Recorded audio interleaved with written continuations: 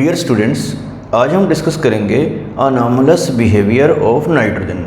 तो जैसा कि आपको पता है कि ग्रुप 15 का फर्स्ट एलिमेंट जो है वो नाइट्रोजन है और उसका बिहेवियर अपने ग्रुप के बाकी एलिमेंट से काफ़ी डिफरेंट होता है। इसी को बोलते हैं अनॉमलस बिहेवियर। तो ग्रुप 15 में आपको याद है कि कौन कौन से एलिमेंट हैं। फर्स्ट एलिमेंट तो नाइट्रोजन ही है और उसके बाद फास्फोरस, आर्सेनिक, एंटीमनी और बिस्मथ, ये Sb होता है एंटीमनी। तो नाइट्रोजन जो फर्स्ट मेंबर है ये बाकी ग्रुप के मेंबर से प्रॉपर्टीज़ में सिमिलरिटी शो नहीं करता है, तो इसी को बोलते हैं अनॉमलस बिहेवियर। मींस कि इसका बिहेवियर बाकी एलिमेंट से डिफरेंट होता है। तो इट इज़ ड्यू टू, तो आपको स्टडी करना है कि ऐसा किस वजह से है। तो ये कुछ पॉइंट्स हैं जो आपको नोट कर लेने हैं। तो it is due to its small size, तो आपको पता है कि इसका साइज जो है बाकी कंपेरेटिवली बहुत ज़्यादा स्मॉल है, तो ये एक मेन रीज़न है। और स्मॉल साइज है तो हाई इलेक्ट्रॉन नेगेटिविटी भी होगी, इलेक्ट्रॉन को अट्रैक्ट करने की टेंडेंसी नाइट्रोजन की ज़्यादा होती है और बाकी की बहुत कम होती है। और स्मॉल साइज है तो इसका हाई आयनाइजेशन एंथैल्पी भी है, इसके इलेक्ट्रॉन को रिमूव करना यहाँ से डिफ़िकल्ट होता है, बहुत ज़्यादा एनर्जी की रिक्वायरमेंट होती है। और ये पॉइंट बहुत ज़रूरी है, non availability of D orbital in its valence shell.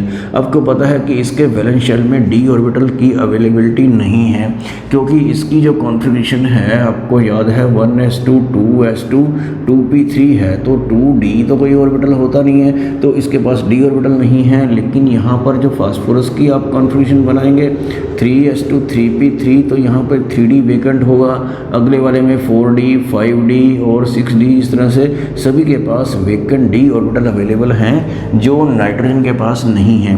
तो डी ऑर्बिटल होने से कुछ प्रॉपर्टीज़ अलग हो जाती हैं और नाइट्रोजन के पास वो प्रॉपर्टीज़ नहीं होती, क्योंकि डी ऑर्बिटल अवेलेबिलिटी नहीं है उसके वैलेंस शेल में। और एक लास्ट पॉइंट ये भी है, its capacity to form p multiple bond. तो आपको याद है कि नाइट्रोजन जो है नाइट्रोजन से या कार्बन से या ऑक्सीजन से मल्टीपल बॉन्ड बना सकता है। मल्टीपल का मतलब है कि सिंगल से ज़्यादा, डबल या ट्रिपल। तो नाइट्रोजन जो है जैसे साइनाइड कंपाउंड होते हैं उसमें कार्बन से भी बना लेता है, ऑक्सीजन से भी बना लेता है। तो इनमें मल्टीपल बॉन्ड में एक सिग्मा होता है, बाकी क्या होते हैं, पाई होते हैं। और पाई बॉन्ड जो होता है वो p ऑर्बिटल्स की साइडवेज ओवरलैपिंग से बनता है। तो ऑर्बिटल अगर स्मॉल हैं और वो क्लोज हैं तभी ये साइडवेज ओवरलैपिंग पॉसिबल है। और ये क्योंकि p ऑर्बिटल में है तो p ऑर्बिटल में जो बना हुआ पाई बॉन्ड है उसको p पाई बॉन्ड बोलते हैं, जो नाइट्रोजन बना सकता है अपने स्मॉल साइज की वजह से, और बाकी एलिमेंट इस तरह का p पाई बॉन्ड नहीं बना सकते। तो ये पॉइंट्स हैं, ये रीज़न है कि किसकी वजह से नाइट्रोजन का बिहेवियर अपने बाकी ग्रुप के मेंबर से डिफरेंट है। तो क्या क्या डिफरेंट है ये हम आगे नोट कर लेते हैं। आगे आपको नोट करना है कि नाइट्रोजन जो है अपने ग्रुप के बाकी मेंबर से किस तरह से डिफरेंट है, तो वो कुछ पॉइंट्स यहाँ से आपको नोट कर लेने हैं। जैसे फर्स्ट पॉइंट है nitrogen is gas but other members are solid. तो जिससे आपने देखा कि फास्फोरस वगैरह तो बाकी एलिमेंट जो हैं इस तरह से जो हैं वो सॉलिड स्टेट में एग्जिस्ट करते हैं, लेकिन नाइट्रोजन जो है वो गैसियस स्टेट में है। और सेकंड पॉइंट देख लेते हैं, नाइट्रोजन इज़ डायाटॉमिक। आपको पता है कि नाइट्रोजन ऐसे N2 की फॉर्म में एग्जिस्ट करता है जो डायाटॉमिक है, लेकिन जो बाकी एलिमेंट्स हैं वो टेट्राटॉमिक होते हैं। जैसे फास्फोरस P4 है, इस तरह से बाकी एलिमेंट भी टेट्राटॉमिक होते हैं, 4 एटम्स कंबाइन करते हैं। तो ये भी आपको नोट करना है।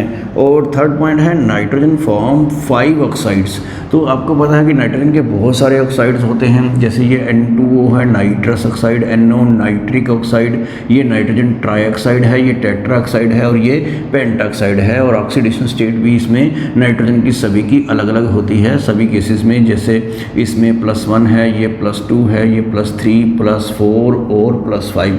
तो बाकी सारे एलिमेंट्स जो इस ग्रुप के हैं वो इतनी variety of oxidation state show नहीं करते हैं और इतने सारे ऑक्साइड नहीं बनाते। तो यहाँ पे लिखा है but other members form 2 oxide. तो बाकी तो सिर्फ 2 ऑक्साइड बनाते हैं, जैसे ये ट्राइऑक्साइड हो गया और ये कौन सा है, पेंटाऑक्साइड। ये P2O5 हो जाएगा या इसको P4O10 लिखते हैं। तो ये ट्राइऑक्साइड है और ये पेंटाऑक्साइड ऑक्साइड है, इसमें ऑक्सीडेशन स्टेट +3 आएगी और उसमें +5 आएगी फास्फोरस की। तो बाकी सभी एलिमेंट्स जो हैं आपको पता है कि मेनली +3 और +5 ऑक्सीडेशन स्टेट में ही कंपाउंड बनाते हैं, लेकिन नाइट्रोजन जो है ऑक्सीजन के साथ बहुत सारे कंपाउंड बनाती है। तो इसका रीज़न आपको याद रखना है, it is due to its tendency to form multiple bond. तो आपको पी पाई जो बॉन्ड बताया था, उसी वजह से ये नाइट्रोजन जो बना सकता है पी पाई बॉन्ड, उसी वजह से इतनी सारी ऑक्सीडेशन स्टेट पॉसिबल हो पाती है और इतने सारे ऑक्साइड बन सकते हैं, लेकिन बाकी एलिमेंट्स में इतने सारे ऑक्साइड नहीं बन सकते हैं। और नेक्स्ट पॉइंट देखते हैं, नाइट्रोजन डज नॉट फॉर्म पेंटावैलेंसी। पेंटावैलेंसी जैसे आपको पता है कि नाइट्रोजन ऐसे NCl5 नहीं बनाता है। तो क्यों नहीं बनाता, इसके लिए आपको पता है कि d ऑर्बिटल की जरूरत पड़ती है, तो आप लिखेंगे due to absence of d orbital in its valence shell. लेकिन बाकी एलिमेंट्स जो हैं पेंटावैलेंसी शो करते हैं, जैसे फास्फोरस PCl5 बनाता है और बाकी सब भी बनाते हैं। हालांकि जो लास्ट एलिमेंट है वो आपको याद होगा कि इनर्ट पेयर इफेक्ट की वजह से वो भी पेंटा हैलाइड नहीं बनाता, लेकिन नाइट्रोजन तो बिल्कुल नहीं बनाएगा क्योंकि उसके पास क्या नहीं है, d ऑर्बिटल नहीं है। और बाकी सब लास्ट वाले को छोड़ के बाकी सब के पास d ऑर्बिटल हैं और वो पेंटा हैलाइड आसानी से बना सकते हैं। लास्ट वाले के पास d ऑर्बिटल हैं, लेकिन वो इनर्ट पेयर इफेक्ट एक और प्रॉपर्टी है ऑक्सीडेशन स्टेट में, उसकी वजह से वो नहीं बना पा रहा है। तो ये भी पॉइंट आपको नोट करना है। और नेक्स्ट पॉइंट क्या है, nitrogen does not form complexes. Nitrogen complex compound नहीं बनाता। कॉम्प्लेक्सेस के बारे में आप किसी और चैप्टर में पढ़ेंगे आगे। तो जैसे ये PCl6 नेगेटिव और आर्सेनिक Cl6 नेगेटिव, इस तरह के कंपाउंड्स बन सकते हैं। ये सब भी क्या हैं, जो बाकी एलिमेंट्स बनाते हैं, नाइट्रोजन नहीं। तो ये सब भी d ऑर्बिटल की अवेलेबिलिटी की वजह से है।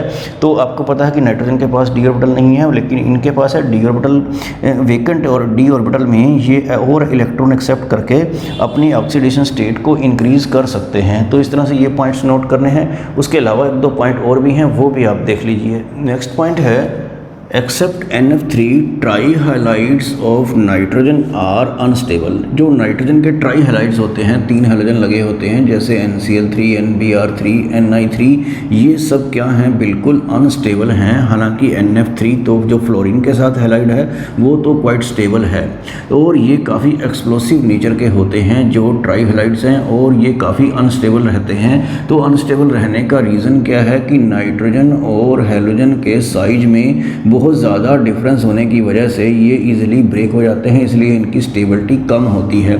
हालांकि नाइट्रोजन और फ्लोरीन के साइज तो सिमिलर हैं, तो इसलिए ट्राईफ्लोराइड जो है ये तो काफ़ी हद तक स्टेबल है, लेकिन मोस्टली जो बाकी के हैलाइड्स हैं, ट्राई हैलाइड्स पार्टिकुलरली नाइट्रोजन के, वो बिल्कुल क्या हैं, अनस्टेबल हैं। जबकि ट्राई हैलाइड्स जो अदर ग्रुप मेंबर्स के जो हैं वो बिल्कुल जो हैं वो स्टेबल हैं। तो ये पॉइंट भी आपको नोट करना है कि नाइट्रोजन के हैलाइड इसको छोड़ के अनस्टेबल हैं और बाकियों के स्टेबल हैं। तो ये सब किस वजह से है, नाइट्रोजन के स्मॉल साइज की वजह से ऐसा होता है।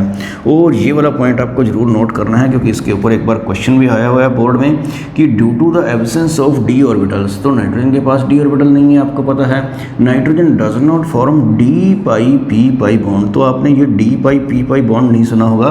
तो ये d pi p pi bond बनता तो नाइट्रोजन इस टाइप का एक कंपाउंड बना सकता था, R3N, ये डबल बॉन्ड O है, ये O यहाँ पर ऑक्सीजन है। तो ये जो पाई बॉन्ड है इसके d ऑर्बिटल और इसके p ऑर्बिटल के बीच में बना हुआ है, जिसको d pi p pi bond बोलते हैं। हालांकि नाइट्रोजन के पास d ऑर्बिटल नहीं है, तो इसलिए ये वाला कंपाउंड इस केस में बनेगा नहीं। लेकिन बाकी एलिमेंट्स जो हैं इस तरह के कंपाउंड बना सकते हैं, जैसे फास्फोरस बना सकता है R3PO, ये 3 R अलग अलग से लगा दिए P के ऊपर, और ऑक्सीजन लगा है डबल बॉन्ड से, जिसमें ये वाला जो पाई बॉन्ड है ये d पाई p पाई है। d पाई p पाई क्या होता है कि जो d ऑर्बिटल जो होता है किसी दूसरे के, जैसे ऑक्सीजन के p ऑर्बिटल से साइडवेज ओवरलैपिंग करके जो बॉन्ड बनाता है, वो क्या, उसे हम क्या बोलते हैं, d पाई p पाई। क्योंकि फास्फोरस और बाकी मेंबर्स के पास d ऑर्बिटल वेकेंट होता है, तो वो d pi p pi bond बना के इस तरह का कंपाउंड बना सकते हैं। लेकिन नाइट्रोजन इस तरह का कंपाउंड नहीं बना सकता, क्योंकि उसके पास d ऑर्बिटल नहीं है। तो इस तरह से ये सारे पॉइंट्स जो हैं नाइट्रोजन के बाकी किस एलिमेंट से किस तरह से डिफरेंट हैं और क्यों डिफरेंट हैं, ये आपको नोट कर लेना है। नेक्स्ट टॉपिक है नाइट्रोजन। तो नाइट्रोजन आपको पता है कि डायटोमिक फॉर्म में होती है N2 फॉर्म में, तो इसलिए इसको डाई नाइट्रोजन बोला जाता है इनऑर्गेनिक केमिस्ट्री में। तो इसकी preparation, physical property, chemical property और यूजेस आपको स्टडी करने हैं। तो पहले प्रिपरेशन देख लेते हैं। तो इनको जनरल स्टडी आपको जरूर कर लेना है। जिससे फर्स्ट प्रिपरेशन है by heating ammonium chloride with sodium nitrite. Ammonium chloride तो आपको पता है कि NH4Cl होता है, और ये सोडियम नाइट्राइट है। नाइट्रेट होता तो NO3 होता, यहाँ पर ये NaNO2 है, तो इसको सोडियम नाइट्राइट बोलते हैं। तो यहाँ से अगर आप NaCl निकाल दें तो अमोनियम नाइट्राइट बन जाता है। इस टाइप से NaCl यहाँ पे निकल गया, और इसको हीटिंग से रिएक्शन होती है। अमोनियम नाइट्राइट को हीट करके आप सीधा अमोनियम नाइट्राइट से भी प्रिपरेशन कर सकते हैं। इससे नाइट्रोजन मिलेगा और वाटर ऐसे निकल जाएगा। यहाँ से आप इसको चेक कर सकते हैं रिएक्शन बैलेंस है या नहीं। तो एक मेथड तो ये अमोनियम नाइट्राइट से इसकी प्रिपरेशन हो सकती है, और दूसरा मेथड ये है by heating ammonium dichromate. Ammonium dichromate का फार्मूला भी आपको नोट कर लेना है। NH4 2 Cr2 ये क्रोमियम है, Cr2O7। तो इसको हीट करके ये chromium trioxide plus nitrogen plus 4 water, तो इस तरह से भी नाइट्रोजन की प्रिपरेशन की जा सकती है। एक आपको ये भी याद रखना है कि थर्मल डिकम्पोजिशन ऑफ NaN3 ये भी एक कंपाउंड होता है इसका, सोडियम के साथ नाइट्रोजन का। इसकी हीटिंग से भी नाइट्रोजन निकलती है। और इसको आपने कहाँ सुना है, ये एयर बैग्स जो होते हैं कहीं कुछ कार्स में सेफ्टी पर्पज से लगे होते हैं, तो उसमें NaN3 जो है यूज़ होता है। ये भी एक क्वेश्चन इसके ऊपर भी आ सकता है। तो ये प्रिपरेशन जो है ये आपको नोट कर लेनी है। आगे देख लेते हैं फिजिकल प्रॉपर्टीज़ ऑफ नाइट्रोजन। तो फिजिकल प्रॉपर्टीज़ में क्या है, first point, it is colourless, odourless and tasteless gas. तो इस तरह का इसका कोई कलर नहीं है, कोई स्मेल नहीं है, कोई टेस्ट नहीं है। और सेकंड पॉइंट है, इट हैज़ 2 आइसोटोप्स। तो इसके 2 स्टेबल आइसोटोप होते हैं। मोस्ट कॉमन आइसोटोप तो ये 14 एटॉमिक मास वाला ही है, एक नाइट्रोजन 15 वाली भी होती है। तो ये भी आपको नोट करना है। और थर्ड पॉइंट है, it is diamagnetic in nature. Diamagnetic का मतलब होता है जिसमें सारे इलेक्ट्रॉन पेयर्ड हों और मैग्नेटिक फील्ड में जो अट्रैक्ट नहीं होती है, तो वो कॉन्फ़िगरेशन से पता चल जाता है। और इसमें और क्या है, लाइटर देन एयर, हवा से हल्की है, and slightly soluble in water. Water में कुछ हद तक ये सोल्यूबल है। और अगला पॉइंट है, इट इज़ नॉन पॉइजनस इस नेचर। तो हालांकि ये नॉन पॉइजनस है, मतलब कि एक पॉइजनस गैस नहीं है, लेकिन जो एनिमल्स हैं जहाँ पे ज़्यादा नाइट्रोजन हो वहाँ पे उनके लिए सांस लेने में प्रॉब्लम हो सकती है, और एनिमल्स की डेथ भी हो सकती है अगर कहीं नाइट्रोजन का एटमॉस्फेयर है। और लास्ट पॉइंट है, it's freezing point is 63.2 kelvin and boiling point is 77 kelvin. तो ये फिजिकल प्रॉपर्टीज़ भी आपको नोट करनी है। आगे देखते हैं केमिकल प्रॉपर्टीज़ ऑफ नाइट्रोजन। तो नाइट्रोजन की कौन कौन सी प्रॉपर्टीज़ आपको करनी है केमिकल में। तो जैसे ये फर्स्ट पॉइंट है, it is neutral to litmus. इसका मतलब है ना तो ये ब्लू लिटमस को रेड करती है, ना रेड को ब्लू करती है। इट मीन्स कि ये न्यूट्रल है। और सेकंड पॉइंट है, it has a low reactivity. तो इसका क्वेश्चन आता है कि इसकी लो रिएक्टिविटी क्यों है, तो वो आपको समझना है। It is due to high bond dissociation energy. आपको पता है ये N और N के बीच में क्या होता है, ट्रिपल बॉन्ड होता है, और इस बॉन्ड को ब्रेक करने के लिए बहुत ज़्यादा एनर्जी की ज़रूरत पड़ती है। इसलिए N2 जो है वो स्टेबल होता है। जो चीज़ स्टेबल होती है उसकी रिएक्टिविटी कम होती है, लेकिन फिर भी आगे पढ़ना है इसको। But it combines with metal and non metal. तो ये कुछ मेटल और नॉन मेटल के साथ रिएक्ट कर भी जाती है अंडर स्ट्रॉन्ग कंडीशंस, जैसे कि हीटिंग से या हाई प्रेशर से, किसी भी तरह से। कुछ जगह पर इसकी रिएक्टिविटी रहती है कुछ मेटल के साथ और कुछ नॉन मेटल के साथ। इसको बोलते क्या हैं, this is called as chemical fixation of nitrogen. तो केमिकल फिक्सेशन क्या है, ये भी एक क्वेश्चन है। तो इनऑर्गेनिक में बहुत छोटे छोटे क्वेश्चन होते हैं, इसलिए आपको हर पॉइंट को बड़े ध्यान से पढ़ना है। और आगे है रिएक्शन विद मेटल्स। तो मेटल के साथ ये नाइट्राइड बना देती है। नाइट्राइड्स ऐसे होते हैं जैसे लिथियम के साथ नाइट्रोजन मिलकर ये लिथियम नाइट्राइड है। इसको बैलेंस करने के लिए यहाँ पर 2 लगाया है, Li3, क्योंकि नाइट्रोजन 3 नेगेटिव है, तो ये लिथियम यहाँ पर ये 3 हो जाएंगे। इस टाइप से लिथियम नाइट्राइड का फार्मूला बनेगा। और इस तरह से मैग्नीशियम भी नाइट्रोजन के साथ रिएक्ट करके मैग्नीशियम नाइट्राइड बना देता है। मैग्नीशियम आपको पता है 2 पॉजिटिव है, नाइट्रोजन 3 नेगेटिव है, तो 2 वाले को 3 से, 3 वाले को 2 से मल्टीप्लाई करके ये Mg3N2 जो है फार्मूला बनता है मैग्नीशियम नाइट्राइड का। तो ये मेटल से, क्योंकि लिथियम मैग्नीशियम मेटालिक हैं, तो इनके साथ भी ये रिएक्शन हो जाती है हीटिंग करके। और नॉन मेटल से भी, नॉन मेटल में जैसे ऑक्सीजन ले लेते हैं, तो नाइट्रोजन की ऑक्सीजन से मिलकर ये रिएक्शन हो जाएगी, एक रिवर्सिबल टाइप टाइप की होती है। ये नाइट्रोजन ऑक्साइड जो है, नाइट्रिक ऑक्साइड जिसको बोलते हैं, वो बनता है इस सिंपल रिएक्शन से। और ये रिएक्शन जो है नाइट्रिक एसिड क्या होता है, HNO3। नाइट्रिक एसिड की प्रिपरेशन में एक मेथड होता है बिर्कलैंड एंड आइडिस प्रोसेस। हालांकि ये इतनी इंपॉर्टेंट प्रोसेस नहीं है, लेकिन उसमें जो नाइट्रिक एसिड बनाया जाता है तो उसमें वो रिएक्शन होती है। तो ये रिएक्शन नॉन मेटल से थी। नॉन मेटल में एक रिएक्शन और भी है, वो आगे देखते हैं। केमिकल प्रॉपर्टीज़ में जो नॉन मेटल के साथ रिएक्शन थी उसमें एक और आपको नोट करनी है, रिएक्शन विद हाइड्रोजन। तो इसको बोलते हैं हीबर्स प्रोसेस। तो ये इंपॉर्टेंट प्रोसेस है, जबकि नाइट्रोजन जब हाइड्रोजन से कंबाइन करती है, ये गैसियस स्टेट में है, तो अमोनिया गैस बनती है। तो यहाँ पे याद रखना है आपको कि आयरन इसमें कैटालिस्ट है और ये कैटालिस्ट को सपोर्ट करता है मोलिब्डेनम, तो इसको कैटालिटिक प्रमोटर बोलते हैं। और इसमें 700 केल्विन जो है टेम्परेचर है, 200 एटमॉस्फेरिक प्रेशर है। तो इन कंडीशंस में ये हेबर प्रोसेस होती है for the formation of ammonia. तो ये आपको जरूर लर्न करना है। और रिएक्शन विद कंपाउंड्स, कुछ कंपाउंड्स के साथ भी नाइट्रोजन रिएक्ट करता है। तो ये एक CaC2 है जिसको बोलते हैं कैल्शियम कार्बाइड। तो इसके साथ रिएक्ट करके नाइट्रोजन, तो ये इसके साथ कंबाइन हो जाएगा, एक C यहाँ निकल जाता है, CaCN2 एक कंपाउंड है जो बन जाता है। ये हाई टेम्परेचर पर 1273 केल्विन पर बनेगा। तो कैल्शियम साइनामाइड इसको बोलते हैं, या इसको नाइट्रोलियम भी कहते हैं इस पर्टिकुलर कंपाउंड को। और ये एज ए फर्टिलाइज़र भी यूज़ होता है। तो ये भी आपको नोट करना है। एक ये अल्मीना होता है, एल्युमिनियम ऑक्साइड जो है Al2O3, ये भी कार्बन के साथ, नाइट्रोजन के साथ रिएक्ट करता है उतने ही हाई टेम्परेचर पर। तो ये अल्युमिनियम नाइट्राइड बन जाता है और कार्बन मोनोऑक्साइड गैस बनती है। बैलेंसिंग वगैरह आपको चेक कर लेनी है। तो ये सब थी केमिकल प्रॉपर्टीज़ ऑफ नाइट्रोजन। और लास्ट में आपको नोट करना है यूजेस ऑफ नाइट्रोजन। तो नाइट्रोजन कहाँ कहाँ यूज़ होती है ये यहाँ से आप नोट कर सकते हैं। फर्स्ट पॉइंट है, it is used in manufacture of compounds like ammonia, nitric acid, calcium cyanamide.